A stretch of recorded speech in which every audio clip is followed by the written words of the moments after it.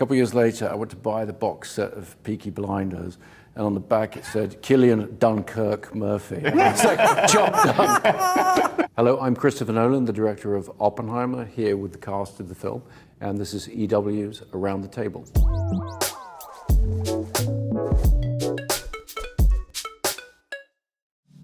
I'd first heard about Oppenheimer when I was a kid. We were talking yesterday about that Sting song, Russians. Yeah. You know, it refers to Oppenheimer's Deadly Toys. I was growing up in the UK at a time when people were very concerned about nuclear armaments. You know, it was protests at Greenham Common, all of that, campaign for nuclear disarmament. And I think when I was 12 or 13, I think myself and all my friends were absolutely convinced that we were going to experience a nuclear war at some point in our lives. And then over time, that fear recedes, and Oppenheimer stuck with me as a figure. And I learned more about him over the years, including learning this information that, you know, he, along with the key scientists of the Manhattan Project, they couldn't completely eliminate the possibility of starting a chain reaction that would destroy the world. And for me, that was kind of the hook. It's such a dramatic moment. I referred to it in my last film, Tenet. I'm just very interested in taking the audience into that room and being there and kind of living in that moment of what would that have been like to push that button knowing there was any possibility in that.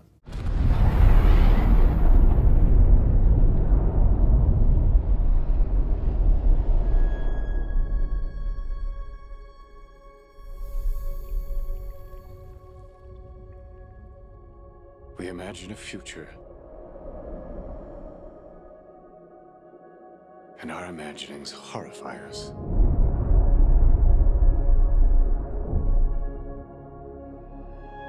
They won't fear it until they understand it.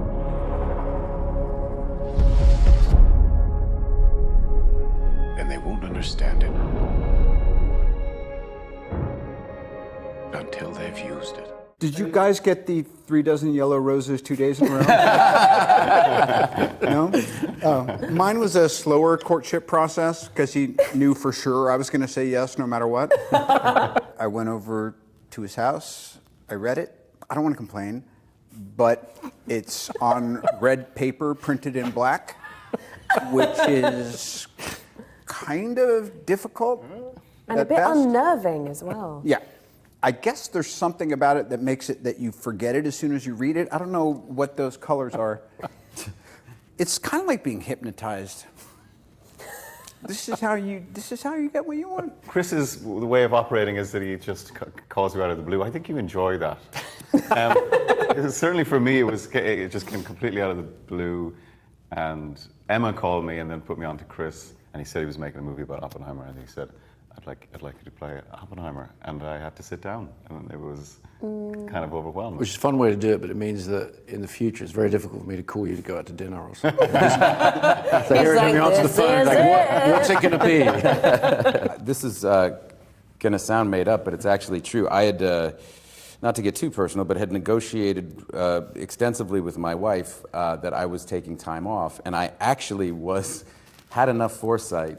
I had been in Interstellar, and then Chris put me on ice for a couple movies, so I wasn't in the rotation. He just wasn't very happy with but I your actually performance. negotiated in couples therapy. This is a true story. The one caveat to my taking time off was if Chris Nolan called, and this is without knowing whether or not he was working on anything, because he never tells you. Like Cillian, he just calls you out of the blue. Yeah. It was a moment in my household, but So even modern psychology has a caveat for Chris. Just checking. You heard it here first.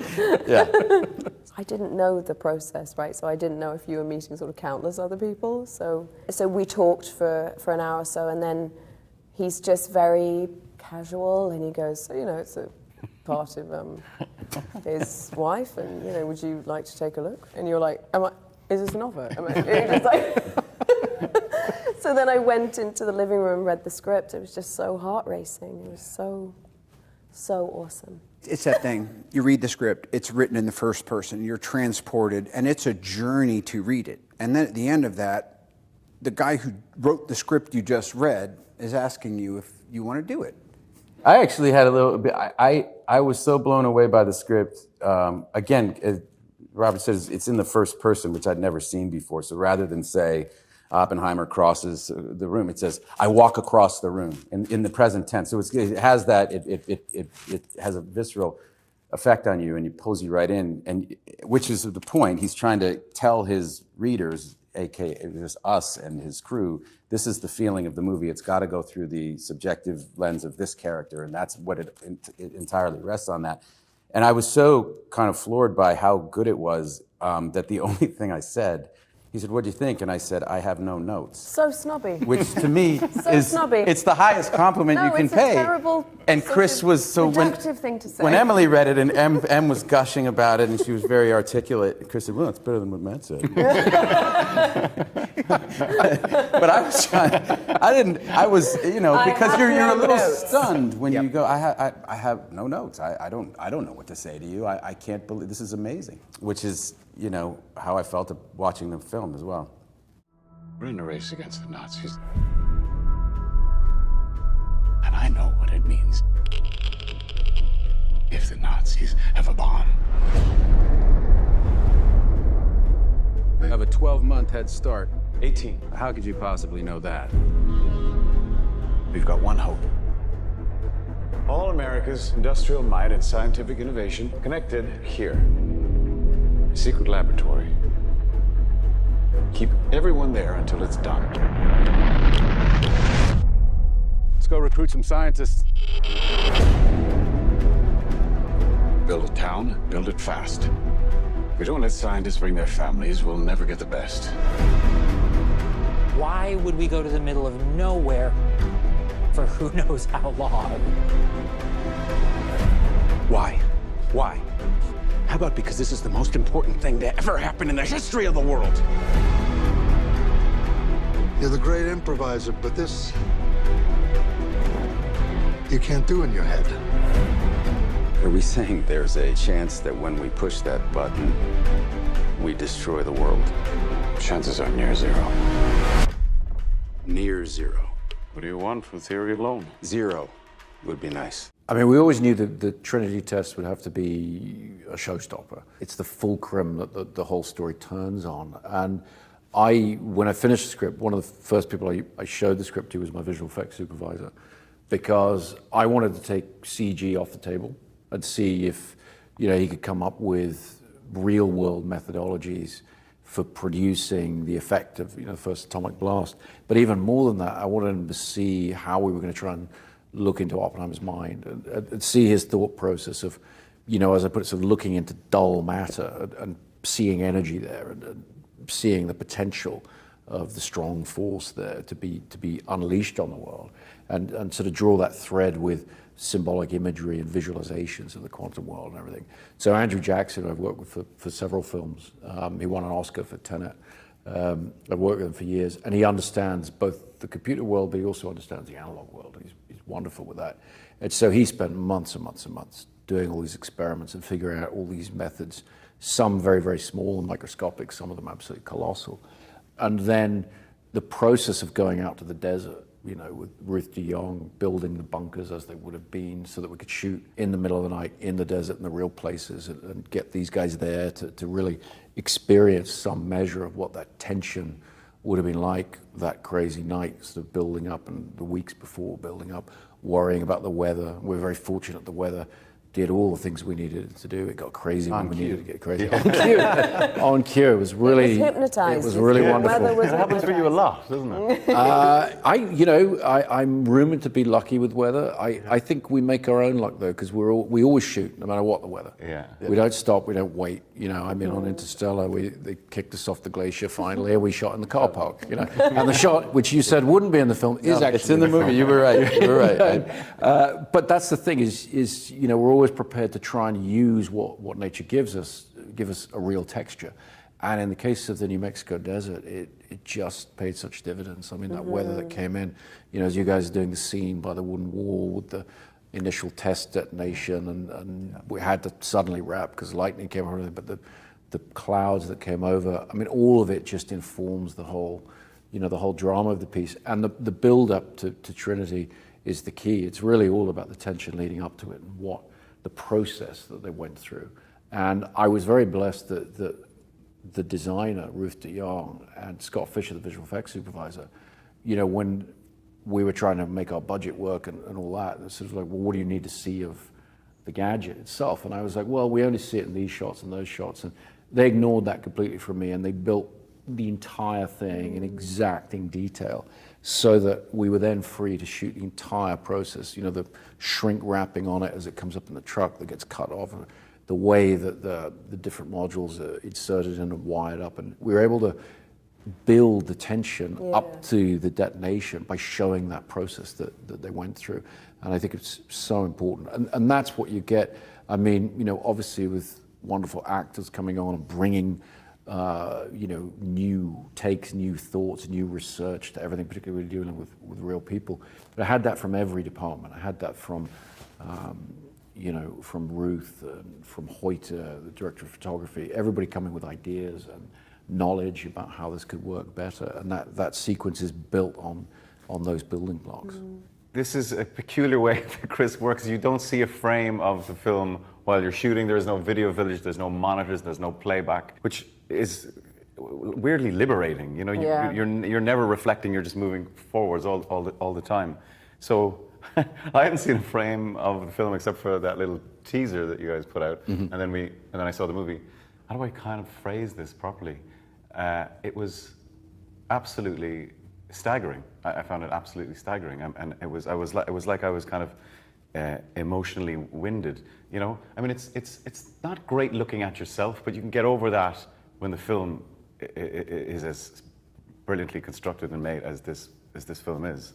And I remember we just talked and talked for hours after it, and it seems that everyone who's watching the film, it kind of provokes that very, very intense debate among people that have seen it, because the themes that it's interrogating are just the biggest themes of all, you know, and it's as Matt said, like, it's so visceral, and it kind of grabs you by the throat, and you're just in it for the whole run. Yeah, I was a little overwhelmed, still recovering. There's English modesty, and then there's Irish Cillian. It's been really difficult to try to get through to you what an amazing thing you accomplished. And I know it's important for us to kind of separate from that because that's not what matters, but well done, brother. Thanks, man. We all did it. We did. No, don't. We did. But from the outset, the very first thing Chris said to me when he talked to me about it was, you know, the book that it's based on is an amazing book. It won the Pulitzer Prize. It's called American Prometheus. And Chris said, I'm not calling the movie that. I'm calling it Oppenheimer, because that's what this is. And this thing rides on that character, on him, on that performance, and I need actors in support of that. That's the mission, and those were kind of our marching orders. And so watching the two of them, really, because I do think of it as a partnership. When you're putting something of this scale on the back of one performance, the director and actor have to be in complete sync, and it has to be a partnership. Chris has to put the camera in the right place, and Cillian's got to, you know what I mean? It's like they both have to be working in concert, and that was what was really fun to watch. And it was great to parachute in and watch that, as Robert says, this kind of holy monastic kind of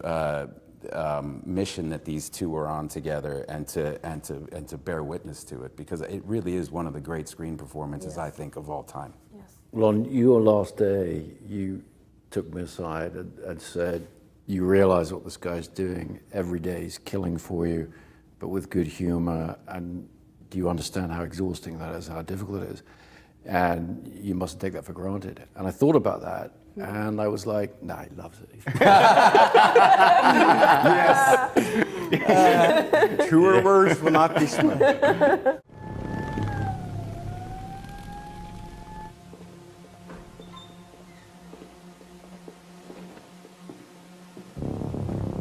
Thanks for convening at short notice.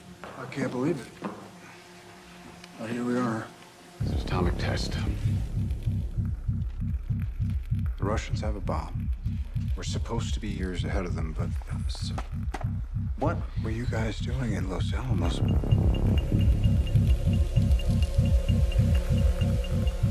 And how many people were in these open discussions. Too many compartmentalization was supposed to be the protocol. We were in a race against the Nazis. So now the race is against the Soviets. Not unless we started. Robert, they just fired the starting gun.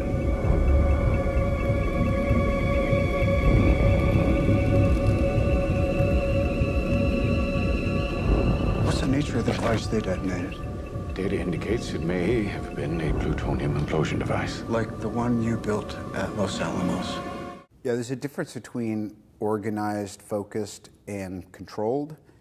And I think all of us can say we've worked with a director or 17 in the past that may confuse those. And it's about control. And I never saw a mark on the floor. I was never told what to do or not do. I was more than occasionally asked to do nothing, which is a really interesting bit of feedback, because I think there's still some part of me that wants to please the director by doing something. And I think also you knew, because of how rich the format is, how much of the work was going to be done. So it really was a trust exercise in letting the story, the text. And I mean, you know, all of us are blessed that we had scenes with someone who was in, you guys were in a zone together, given the history you had that was so fascinating as to this holy monastic grind you guys were in. But you were kind throughout, so you go like, I have nothing to complain about here. This is really weird. What's this new feeling of peace? There was as little makeup as required. I've just gotten older. Can we cut that out? There was a lot of stipple. Stretch and stipple. A lot of that. A lot of that. I mean, my wife said, great, now I see what I'm getting in 15 years. I knew Cillian from Quiet Place 2, so of course I called him and I said, like, what's it like? Come on, tell me. And he just said, you're going to just love it. You're going to love it. It's so focused. There's no chaos. It's very giving. It's collaborative. And how amazing he was with actors. And I think that is the great beauty of what Chris does, is that there are directors who are led by the visuals, or there's directors who are pretty good with actors, but you just never find that where someone is just sort of as mirroredly brilliant at both. So I was excited about the focus of it. I think I was excited about the screws getting tightened on everybody and what that atmosphere will feel like on a film set. It's also, the other thing he gives you is that you feel safe. And I think usually you're on a film set where you might not like the script that much, or you just kind of don't really trust that scene or that note or that thing. And there's none of that. All of that just gets kind of washed away. And it gives everyone wings on their heels. You know, it just makes people perform at a level that we're trying to kind of match what Chris does. And yeah, the screws tightening, that's the feeling I loved so much. Every day with Cillian, I would preface it by saying that. I was just marveling at what he was doing and not doing and all of it. And then I was very genuinely surprised with Jason Clarke, who plays Roger Robb. The first time I sat in that room and was cross-examined by him, and he just started. He's so lethal. Lethal is the perfect word. He's fantastic and intimidating. It was great. And I looked at him and I went, okay, this is, you know, and I completely I'm a general. I wasn't worried about him at all. But I looked at him and went, this is, you know, and that was the thing, is that every actor goes there very prepared, very, I think, excited, probably a little nervous to be working with Chris, and you feel it when you walk on the set. You feel it throughout every department, and you know, it's like this is the place, and you're at it, and that's really exciting. This is a matter of life and death. But I can perform this miracle. World War II would be over. Our boys would come home. That's happening, isn't it? The world will remember this day. I mean, I had so much with Cillian, who was so transporting to be in a scene with and just pulls you right inside of it, you know, whatever the scene is. He can take a slap, I'll tell you that much. Really. I mean, I really didn't want to hit him, you know, and Chris was like, hit him. He'll be fine. And I can see his rather famous cheekbone just sort of start to grow, like even more on one side by the end. That scene I really enjoyed, where it's a really difficult scene for Cillian to play, where he's literally sort of gibbering with incoherence and he's having an episode, and it was just so raw and emotional, and it was one of those days where I think we were losing the light, and it was like, but Chris doesn't kind of let you feel the chaos, but I think we knew, that we had to get it, and it was just a very heated, exciting scene, and to see this great man, this powerful man, so delicate, so vulnerable, it's just the full spectrum of what Cillian can do, And can I just say, like, when that scene in particular, I don't know if I'd been able to get to that place, if it wasn't for working with Emily, because you need that level of trust for a scene like that, and I think the fact that we know each other, and she's such a phenomenal actor, that we were able to go there, and I think the trust, with Chris and trust with Emily, and in terms of, for me, every day I was working with the best actors in the world, every single day, and you look at the call sheet, it would be like Gary Oldman one day, and then Ken Branagh, and then these guys. It was very hard to be cynical when you're working with that level of talent. Working with Florence was amazing. I mean, I'd followed her work over the last few years. I was really excited to work with her, and I had no idea what that would be like. But I think she's just a wonderful presence. And I feel like you guys connected immediately. I think I did with her as well. I just found her to be extraordinarily, very professional, but what a talent. I mean, what a presence. Yeah, it's her presence. She has this incredible presence on screen and in person. Super charismatic. Yeah, so charismatic. And a very tough role. Yeah. Very precise. Yes. The screen time, short, but so important in Oppenheimer's life. I mean, just really the root of so many things that then happened in his life later on. The four of us were sitting around last night, the actors here, and Robert said, apropos of nothing, he said, this next generation coming behind us is really good. Yeah. And she's leading that group. Yeah. She's really, really great. Present company excluded, every scene I had was with Alden Ehrenreich and Scott Grimes, and Alden and I literally, because you put us at close quarters, we're kind of like good friends now and stayed in touch, and it's always great when that happens. And then in watching the film, I was just reminded of how good Casey Affleck is. So good. I was like, that may be one of the coolest couple scenes I've seen in a decade. Yeah. And then, of course, Rami Malek comes in for one day, and it was an absolute mic drop moment. So it almost transcends this sense of we're making each other better because of competition. It was almost like you were participating in and watching 3 generations of actors all come in kind of, and almost like with a summer stock level of, hey, let's there's a barn, let's make a show, and let's do it for Maestro. There's this show I used to watch on the History Channel. It's called Man, Moment, Machine. The moment was when we shot this thing, and I'm sorry, but you are the machine.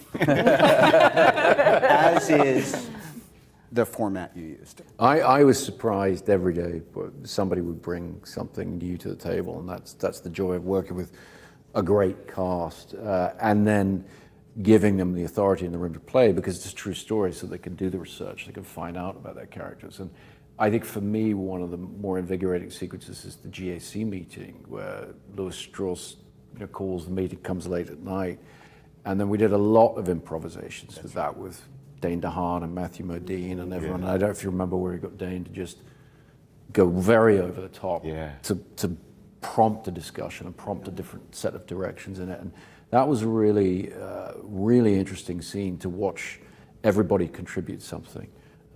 From Josh Hartnett to Matthew Modine to Dane DeHaan to these guys, just bringing something literally to the table in that scene around there. I really, really enjoyed that sequence. Our work here will ensure a peace mankind has never seen.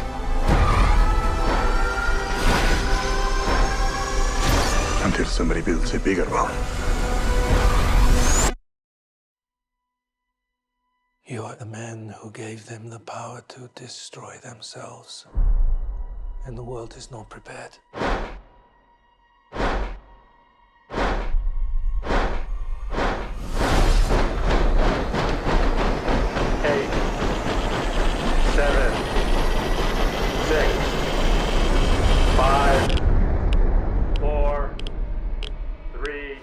to know what's next. 2, What's next? 1. People who know nothing about Oppenheimer are going to get the most out of the film, I think. When I read American Prometheus, it just started to discover all of these stranger than fiction aspects to his story and the complexities of it. And there were things that you just would never put in a script as a writer of fiction. It wouldn't be credible. But the real story has those kind of extraordinary moments. But what we talked about right from the beginning is not an impersonation. Yeah. We're not making a documentary. Yeah. Our responsibility was to interpret and to produce our interpretation of the character and of the events. Yeah. Like when you think about what he lived through, the journey of the story of his life, it's kind of staggering. It was this mad kind of confluence of politics and science and war. It was the most exciting and terrifying time to kind of live through. And the story of his life is fascinating. That's obviously why you thought it would merit a movie.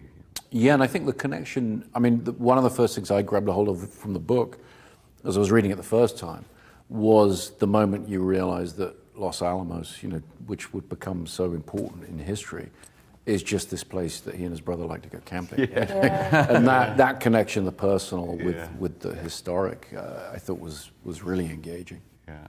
Many people will say this is your greatest film and a culmination of aspects of every film you've ever done. It's almost like Good Will Hunting. You've made this equation where you're now at the end of the chalkboard and what the heck would you do next? But we believe in you, sir. So my favorite film of yours is whatever the heck you do after this, because you better come up with something amazing. Great answer. You're in all of them. No, I'm not. No, I remember seeing Interstellar in the IMAX on my own. And I just remember coming out in a terrible state. It was so emotional, and Did my no kids one else were want to watch it with you? Did you? I love escaping from the house. Okay. My kids were little, but it's so emotional that movie that it always gets me. That movie every time. I love Dunkirk. I've seen that 20 times. I want to make the case for Dunkirk, because when I sent Cillian the script, he wasn't entirely enthusiastic about playing the character I'd sent. And you actually called me up and were like, sure, I'll do it, because I want to work with you, but couldn't I be a Spitfire pilot instead? And I said, no, but I need you out on that boat. I know that it's an experimental script, it's not fully formed, but come along and we'll find it together out there on the water with Mark Rylance. Why do I always have to be the horn? It was a little bit of that, so I convinced you, and then you're out on the boat and you're diving in the water off the wreck and doing all this stuff and feeling more and more miserable about it all. But cut to a couple of years later, character doesn't even have a name, all that. A couple of years later, I went to buy the box set of Peaky Blinders, and on the back it said, Cillian Dunkirk Murphy. And it's job done. My wife and I watched The Prestige, I think 4 days in a row when it came out. I love Inception as well. That's kind of an impossible question. It's like saying, what's your favorite Hitchcock movie? Ben and I, growing up, we went to 2 movies every weekend. That was what we did, sometimes more.